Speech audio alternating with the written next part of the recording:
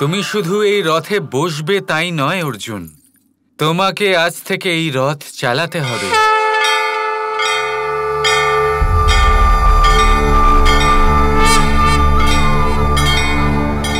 আমি শ্রীকৃষ্ণের সারথি হব।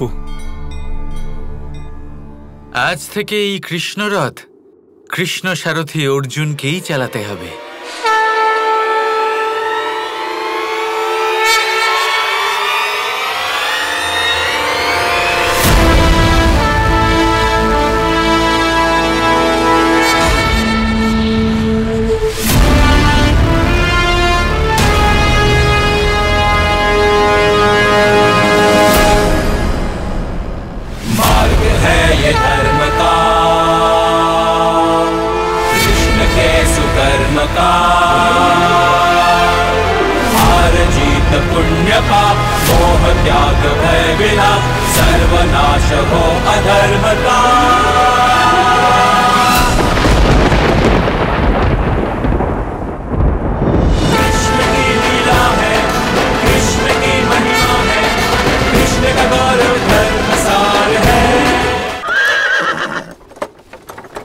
সারথি, রথ থামাও। জ্যেষ্ঠ, রথ থামালে কি হয়েছে?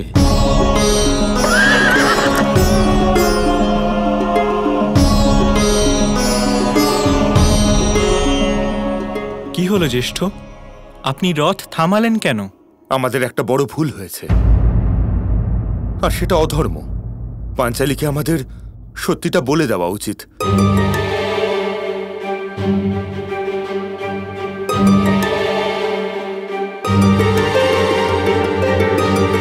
যদি উনি কিছু বলতে চাইছেন তাহলে বলতে দিন না।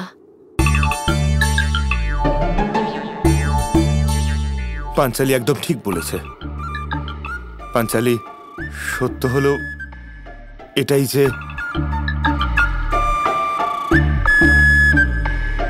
আমরা ব্রাহ্মণ কুমার নই। কি? তাহলে আপনারা সবাই কে?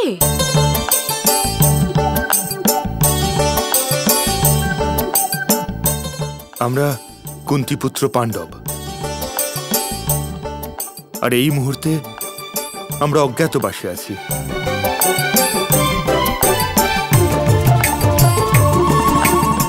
এরা সবাই আমার অনুজ। ও মহাবলী ভীম, নকুল সহদেব, আমি যুধিষ্ঠির, আর ও সংসারের সব থেকে বড় ধনুর্ধর অর্জুন।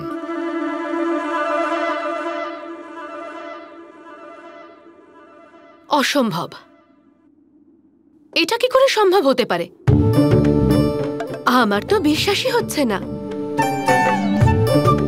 আপনারা সব ব্রাহ্মণ কুমার মিলে আমার সাথে আবার ঠাট্টা করছেন না তো? না না, আমরা সত্যি বলছি।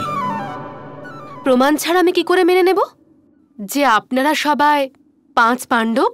তাহলে কি জ্যেষ্ঠ আমার শক্তির প্রমাণ দেবার জন্য একটা বৃক্ষ উপড়ে এনে পাঞ্চালীকে দেখিয়ে দিল? তাহলে হয়তো উনি এই কথা মানবেন যে আমি হলাম ভীম। হ্যাঁ হ্যাঁ ভীম দাদা, হ্যাঁ হ্যাঁ ভীম দাদা।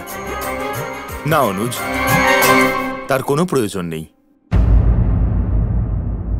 পাঞ্চালী, যদি তুমি আমাদের সত্যের প্রমাণ চাও তাহলে তার প্রমাণ স্বয়ং শ্রীকৃষ্ণই দেবেন।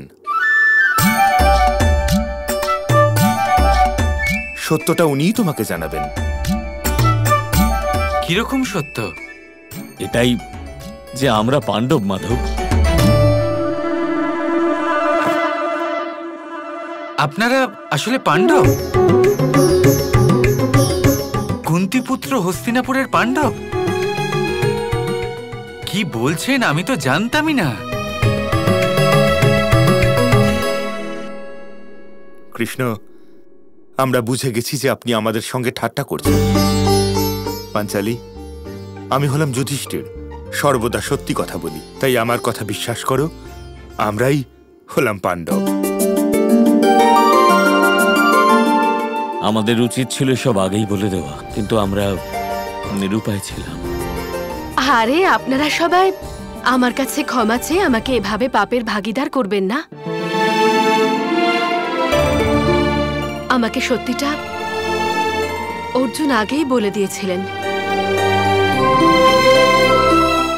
এটা তো আমার সৌভাগ্য যে নিজেদের সত্য গোপন করার জন্য শুধু অর্জুন নয়, আপনারা সবাই আমার কাছে ক্ষমা চাইতে প্রস্তুত হয়ে গেলেন।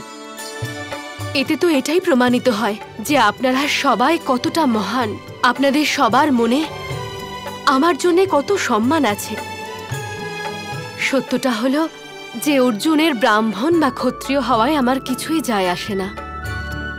উনি তো আমার মনে সেই দিনই স্থান পেয়েছিলেন যেদিন আমি ওনাকে প্রথমবার মন্দিরে দেখেছিলাম। তখনই আমি শ্রীরামের কাছে প্রার্থনা করেছিলাম যে আমি স্বামী রূপে শুধুমাত্র অর্জুনকেই চাই। আর দেখুন না, শ্রীরামের কৃপায় আমার সেই ইচ্ছেও পূর্ণ হলো। দ্রৌপদী, শুধু শ্রীরাম নয়, শ্রীকৃষ্ণের কথাও বলুন। উনি প্রথম থেকেই আমাদের সত্য জানতেন। আপনার স্বয়ম্বর সভাতেও উনিই আমাদের নিয়ে গেছিলেন। সখা কৃষ্ণ, এটা কি সত্যি? আপনি ইচ্ছে করে আমায় মন্দিরে পাঠিয়েছিলেন? না না, আমার মনে হয় যা হয়েছে সব নারায়ণই করেছেন। আমি তো শুধুমাত্র বিধির বিধান সফল করার জন্য একটু সাহায্য করেছি, আর কিছু নয়।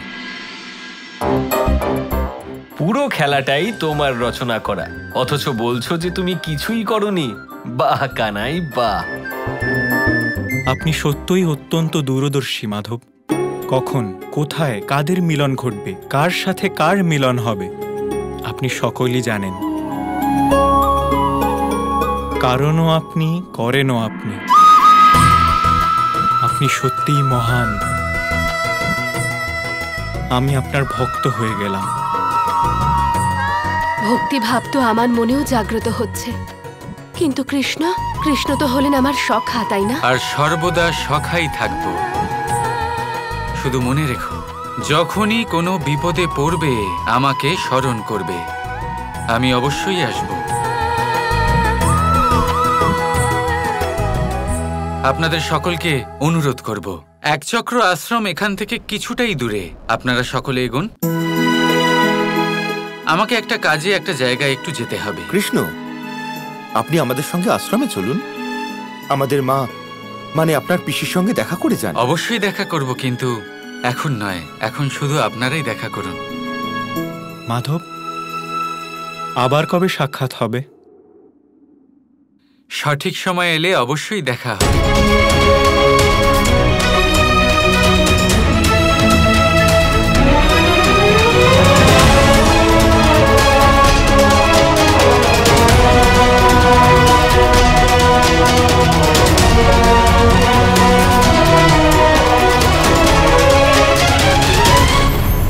ধর্মরথের 4টি অশ্ব চালানোর জন্য যিনি সারথি হবেন, তার যে 4টি গুণ থাকা প্রয়োজন, সেই সমস্ত গুণ অর্জুনের মধ্যে উপস্থিত রয়েছে। কর্মের শক্তি রয়েছে, ধর্মের প্রতি আসক্তি রয়েছে, জ্ঞানের অভিব্যক্তি রয়েছে এবং সমর্পণের ভক্তি রয়েছে। নিশ্চিত রূপে ধর্মরথের সারথি হবার জন্য অর্জুনই সব থেকে যোগ্য। আর ও শুধুমাত্র দ্রৌপদীর স্বামীই হবে না, ইতিহাসে কুরুবংশের রাজকুমার বা ইন্দ্রপুত্রের নামেই শুধু পরিচিত হবে না, বরং অর্জুনই স্বয়ং ইতিহাস রচনা করবে। অর্জুনই হবে কৃষ্ণ সারথি। যত্র Yogeshwar Krishna তত্র Partha Dhanurdhar.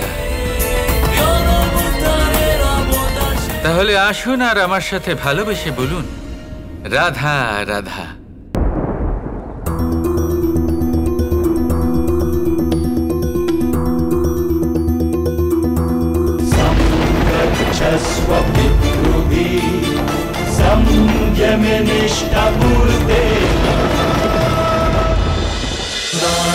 Krishna Krishna Krishna Krishna